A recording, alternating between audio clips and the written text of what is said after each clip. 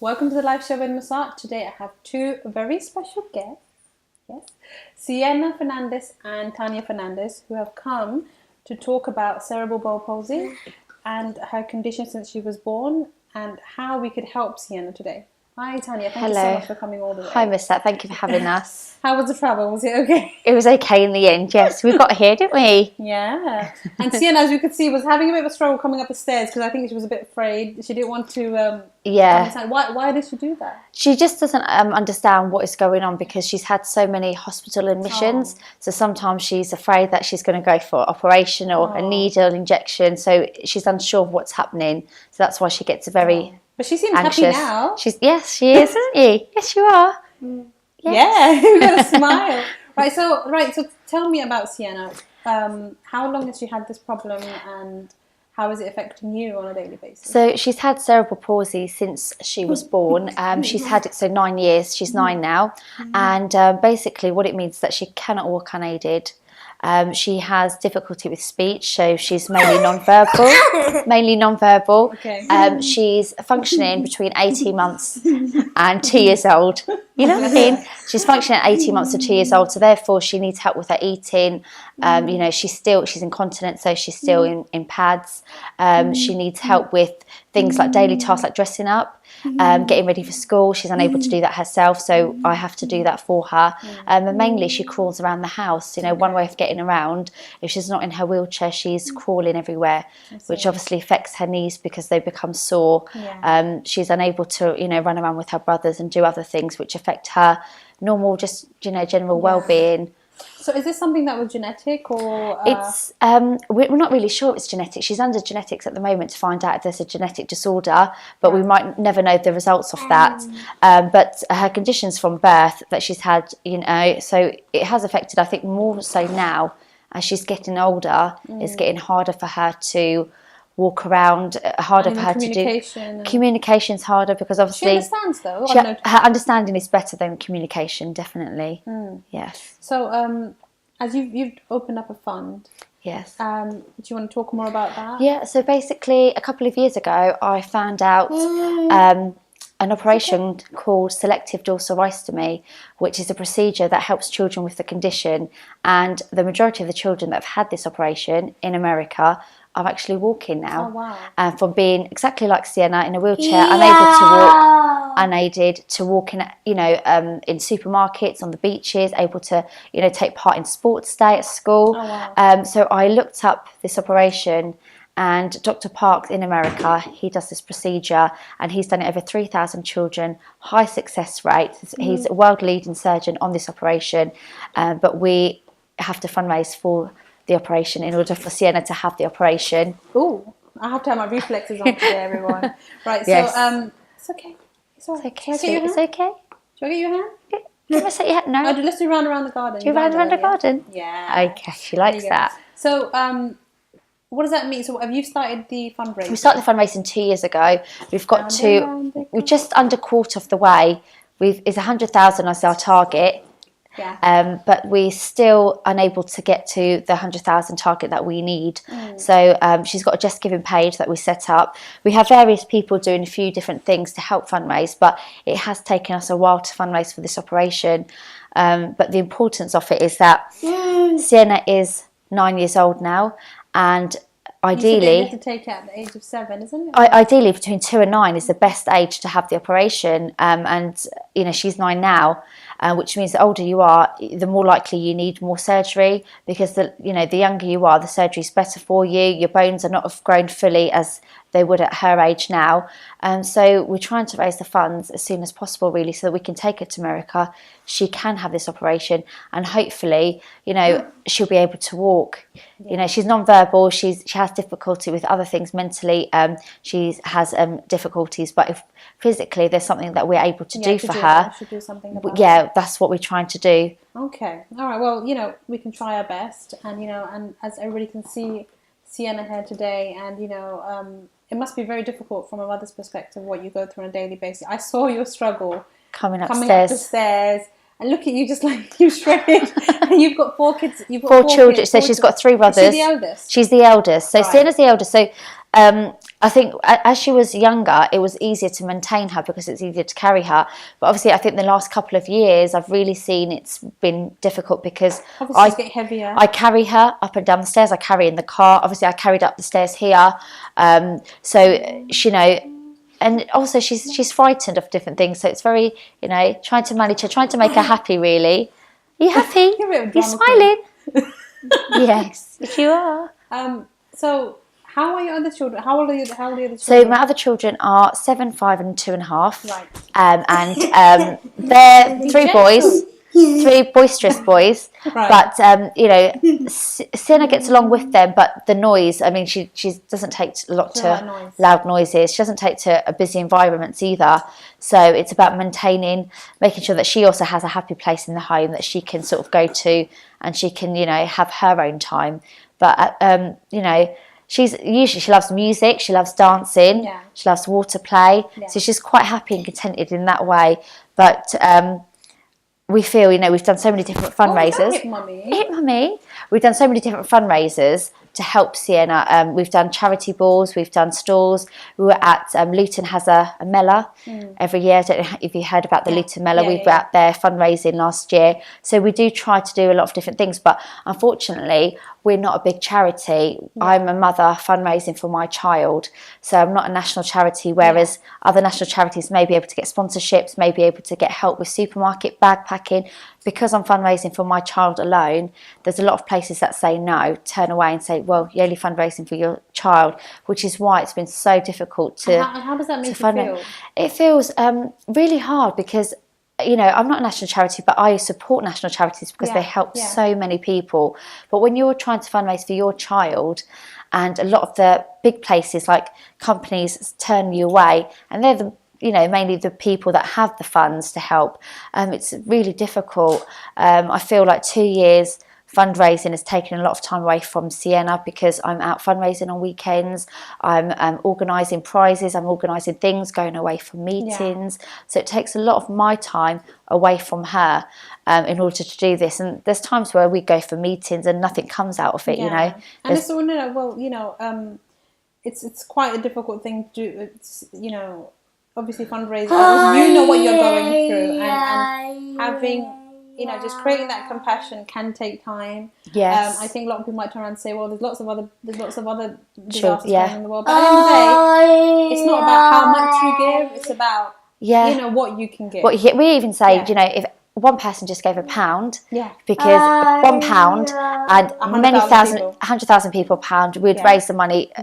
You know, as soon as, because, you know, we can spend £1 on little things, and, you know, but it'll actually make a difference to Sienna. I've liaised with other parents that have fundraised for this operation, and they've raised it within 7-9 months. You know, so it's all about how your campaign, you know, touches people, and basically just getting out there of what we're trying to do, trying to raise this money for this operation. We have to pay for it. It's not NHS funded, and it will improve her life drastically, and yours as well. It's probably it's going to affect your health one day. Because one day your back's going to be pulled back in. It's going to be very difficult because you know, just her weight's going to get heavier. Getting up the stairs. It's not everywhere's going to be disability. You know, friendly. Yes. You know, with the lifts and stuff. No, there's not a lot of places. I mean, she crawls everywhere. She's got very sore knees. Sore knees, and obviously it affects her. She does have falls where she's bruised herself, and, you know, we don't want that for her. So it's just about trying to improve her life. That's also, basically. How is this affecting your other children in any way? Like, so a lot of places. Are you not able to give them the same amount of attention? No, I would say that a lot of places we cannot go that they would like to go, and if they do go, I have to think of, well, who can look after Sienna, and then she's not included. So, you know, there are places where they would like to go and she cannot go. Be nice, but and also their time is obviously taken away because she needs physiotherapy. She needs a lot of different, you know, happy hit. A lot of different help, and, you know, she needs, when we're doing painting and things, she needs that time. I need to concentrate with her. I'm watching you. Don't hit me. All right, go.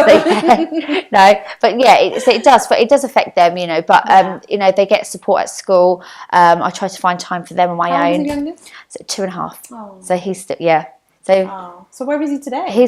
So Auntie's looking after him today. So my sister's looking after him, so she was kind enough to look after him, and so I could be here and do this interview today. Oh, well, thank you to the auntie. So you must be exhausted by the end of the day. Be honest. A little bit. A little bit. Because when I saw you, you look like her older sister. You don't look like her mum. Because I think you'd be just too much like running around. You probably don't get time to eat. Yeah, sleep. You're always like worrying, like, okay, this needs to be done. I think the first 2 years of her campaign, I literally 4 o'clock, 5 o'clock in the morning was awake, looking at places that would maybe able to help with fundraising, asking for prizes. I would email different companies throughout the night.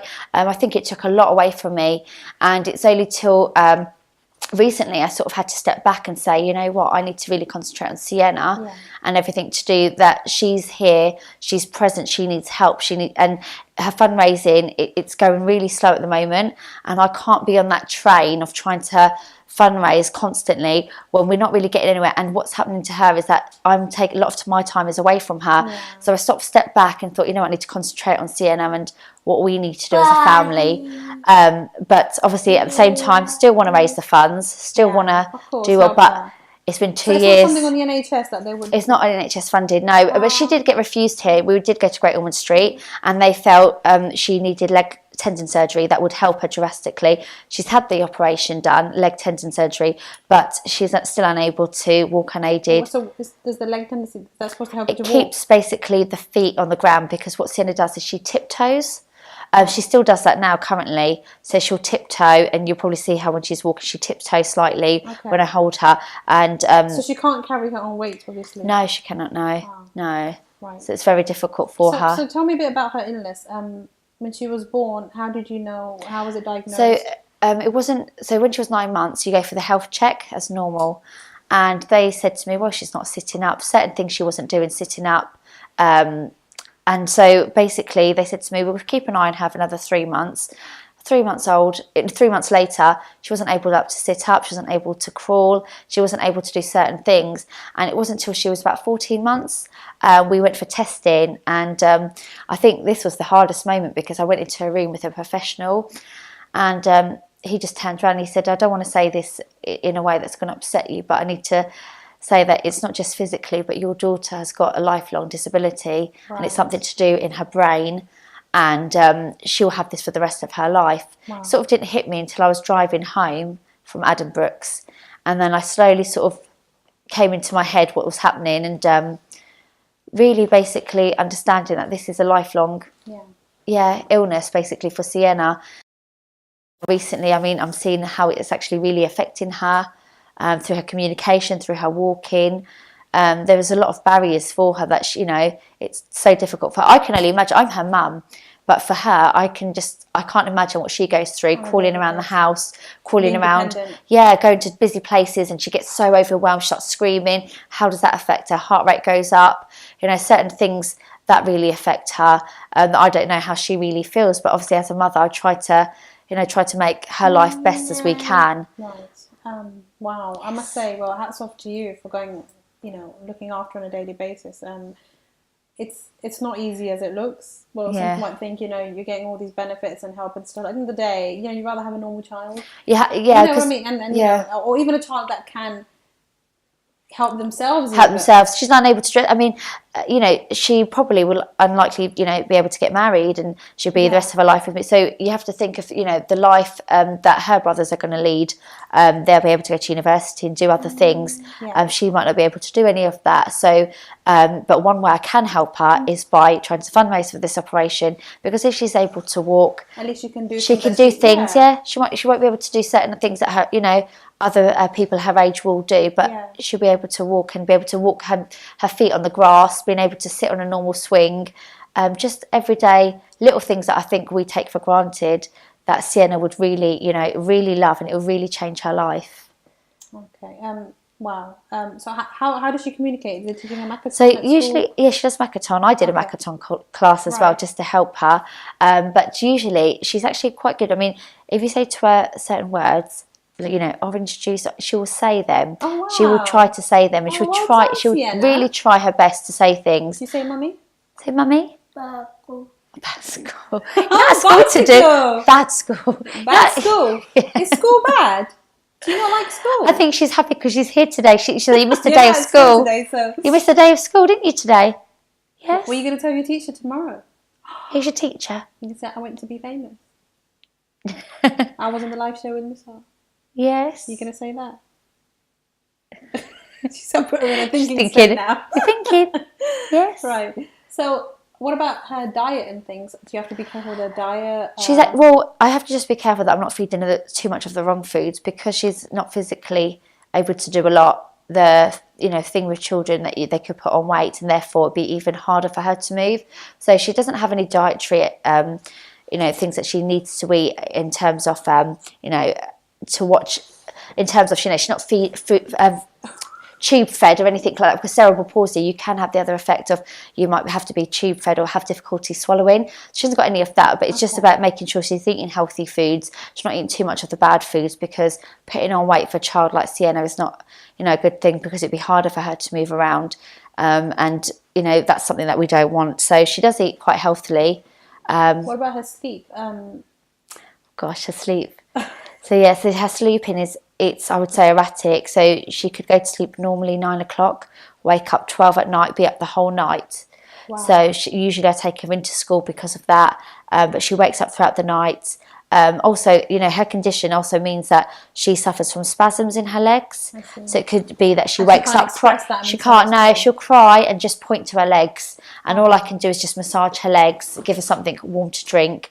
But usually, if she cries, she'll point to her legs to show me that it's hurting her. Because the tightness in the legs, this is what cerebral palsy is, it's tightness in the legs. And that causes the spasms, the spasticity that makes it harder for her to walk. Wow. So obviously with the operation, that will reduce the spasms? That will. So basically, the spine in the lower back is opened, and the nerves in the spine are then tested to see which are really tight, and then they are cut. It's a precise operation, 4 to 5 hours. But the children, the videos that I've seen of children have been absolutely amazing. They've been able to walk. They've been able to do things like sports day, going into the supermarket. I think in general it just helps with everything else. They're able to go on a normal swing. They're able to ride a normal bike. They're able to do certain things that they weren't able to do. So it drastically changes your life. Don't hit Mummy, Sienna. Make it nice. Why are you so upset with Mummy? Make it nice. To school, Am I talking too much? Mummy would take you to school if you don't want to go to school, do you? No. Don't hit Mummy. I had a day of school today. Yeah. Oh. Okay, so sorry, you were saying about the food, or was it? No. Sleep. So no. So sleeping. But I've lost a trail of thought now. Thank you, Sienna. I know. No, that's okay. But no, generally, she would sleep okay, but usually she wakes up throughout the night. It could be spasms. It could be the fact that... about the children who had the operation, they can... Sorry. I was. That's where we were. Yes. So, how they can do sports day. I've seen videos. The parents have put them up on if they have their campaign, which they've raised 120,000, and their child has had the operation. They've done sports day, been able to run, 100 meters. They've been able to walk in the, sand, walk on the beach, things like that. Go swimming. And, one of the child was exactly like Sienna in a wheelchair. I remember her mum having an interview. And then I saw a video of her running in the supermarket. And she's 3 years old, so she's smaller than Sienna. But I just couldn't believe that this operation, made such a difference. How it makes such a difference to that child's life, and to the parents. They said they're able to do so much more as a family. They're able to even stop fundraising and live in a normal life, just getting on with their life, basically. Yeah. So, tell me a bit about cerebral palsy. Is it something that they can't detect while you're pregnant? Was it something that they could have done to avoid it? Or basically, it's sometimes it could happen basically in the womb or shortly after birth. Right. So it's not known with Sienna when she got this when she got cerebral palsy, but the condition, it can vary. So some people are detected. So some people, twins. Sometimes you can get children with cerebral palsy, and I know a couple of people fundraising for their children that are twins. With Sienna specifically, I didn't hear the word cerebral palsy really until she was 6 years old. Oh. And before that, they're not sure what it was. No, it was just a general movement disorder. Oh. And it wasn't until I went, her paediatrician said to me, well, it's a type of cerebral palsy that she has. And I went up to Great Ormond Street and they confirmed it, that I really looked at cerebral palsy, Googled it, looked at, and then found the operation. So that's when we started the campaign. Had I sort of known what what she had earlier on, I would have actually tried to fundraise beforehand, which is why we fundraised so late when she was 6.5. Didn't really know. It's just general movement disorder, severe global delayed development. And, you know, so 2 years on, we're still fundraising for this, but I'm sort of still learning about the condition, and still, you know, every day's a new challenge. When something's difficult for Sienna, I sort of have to research, you know, is this part of her condition?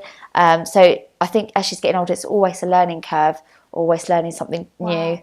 So tell me about you then. Like, how do you cope with all this? How, like, what is your strength that brings you back to say, you know, she's my child and I want to do something for her? I think, because you seem quite calm. I think no one will fight for your child, like the mother will fight for a child, I don't think. And no one will do more for your child than the mother. So if I gave up and I felt I couldn't go on, what is there for anyone else to go on? Because if I've lost, a shock at the beginning, like, yes, I know lots of parents, when they hear that their children do have an illness or disability, they can go into a depression state for quite some time. You know, I tend to see lots of partners end up looking after the mother and the child, or the father and the child, because one is always stronger than the other. Did that ever happen in your relationship? Or I think that I felt definitely overwhelmed with it all, because I was still researching, still trying to figure out what places to go to help Sienna, and it becomes basically your world. So you don't see anything else apart from what your child is facing and what is around. So I think back then, I felt very isolated. It does feel alone, but what I did, I went with a group of other mums that are in a similar boat, and we have a group, and I went to special needs meetings, so in Sienna's nursery. I liaised with other parents. Sorry, sweetheart. I liaise with other parents, and I think you need to find a support group with other parents that go through similar things as you, because at the end of the day, they're going to understand what you're going through. They're going to understand when you're late for parties, why you're always running an hour late for things, why you're, why you can't do certain things. I can't predict anything. And, you know, at certain places, she can't go to a lot of people's places, houses. So, you know, it's about bringing people to your own home. And, well, I can't go to that centre because there's nothing for Sienna to do, you know. So, are you shaking? What was that? Are you shaking? Are you getting bored, Sienna? Oh, she's behaved really well. She's just doing a little. Too excited. Yes. But so there's places that she can't go that I have to say to people, you know, I can't meet you there, sorry, because, you know, my daughter, you know, she can't take part in any activities there, so she's unable to. So there's certain things, you know, and then you feel like you have to be with other parents in similar boats, because they'll understand. We go to special needs places together, or they're, you know, online, they'll just give you some advice if I need some advice, or, you know. So you had lots of support. Support in that way, yeah. I've reached out to other parents, and, you know. So you're at a stage where you've felt down and thought, this is too much to take on. Yes, and okay, sweetheart. All right, darling. Okay. That was a low one. Okay, sweetheart. Is it too much? Do you want to go find it, Sharon? Okay. But you're fighting. So I basically went with other parents just to. Did you ever feel isolated, or like? I've really felt isolated. Yeah, for about 2 years. Yeah, I have for 2 years. Yeah, and sometimes it takes you quite some time to come to terms with the whole situation. I wouldn't get back to people. I'd be forgetting appointments, just because in general I was trying to be super organised and everything, and then it gets to the point where you're overwhelmed because your life, everything revolves around your child. And you forget about yourself as a person, because you're so consumed in what your child is going through, and then you get to a point where you think, well, I shouldn't really care about myself. I should get, because this is my child, and then you go through that phase. But it got to the point where I thought, you know, I need to reach out to other parents, because I can't be the only one feeling like this. There must be other parents in their homes feeling so overwhelmed. And I went online and found a support group, and actually parents are in the similar boat as me. They felt really isolated, really alone. Some don't live near family, some don't, you know, some children, the children that they have life-limiting conditions. They have children that are in and out of hospital, and they don't have parents or partners or anyone to help them. They're alone, isolated, and I think a listening ear really helped on both ways for me and for them. And I think that's, you know, I've sort of come out of it realising other parents like this.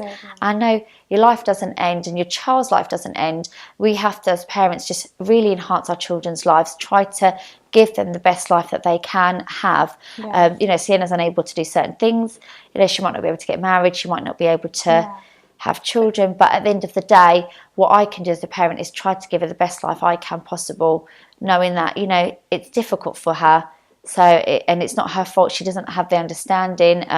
But she, you know, she loves things like music. So what things can I do for Sienna? She likes going to, you know, places where there's music. She likes going sensory. She likes going parties. She likes different, you know, certain things. And she's developed a little personality. Yeah, different personality of different things. So she loves sensory. She's sensory taught basically because she loves lights.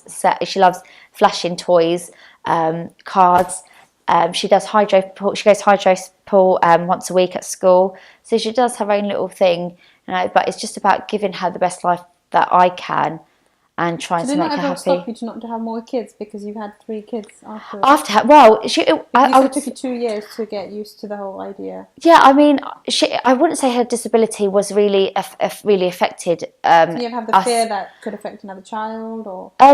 No, not really. No, I didn't really. No, I mean, there was a 1 in 16 chance of it happening. We got the statistics. Like a lot of parents, I think, what they have when they have one disabled child, they don't want to have more children because they get worried that the same thing. Yeah, for me, in my family, my grandmother's maternal side, we've got 2 disabled, my uncle and my cousin. Right. So I knew it could be a possibility of having children anyway, but it wouldn't stop me from having children because at the end of the day, I find, you know, a child is a gift from God. So it's a blessing. It's a blessing. Yeah, it's a blessing. So I knew there could be a possibility of it. But my auntie, my grandmother, they had disabled children, and they just basically got on with it and just gave the best life that they can to, you know, to my cousin, to my uncle. And they're still here. My uncle's in his 50s, my cousin's in his 30s. Do they have a similar thing? Or? I would say, well, they're physically able-bodied, so they're walking. It's just, mentally, they're unable to have an independent life as we can.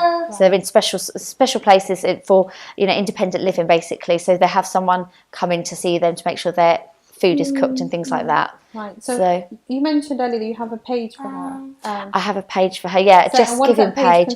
So it's basically it's www.justgiving.com/Sienna's -footsteps. Hopefully you can put that on there. So it's a bit of a mouthful. Yeah, we will. And you had a Facebook page where you have. Oh, we have a Facebook. Page, so it's Sienna's Footsteps. Okay. So and what do you normally have? Do you have lots of videos? Just updates of hospital appointments. Just fun things that she's.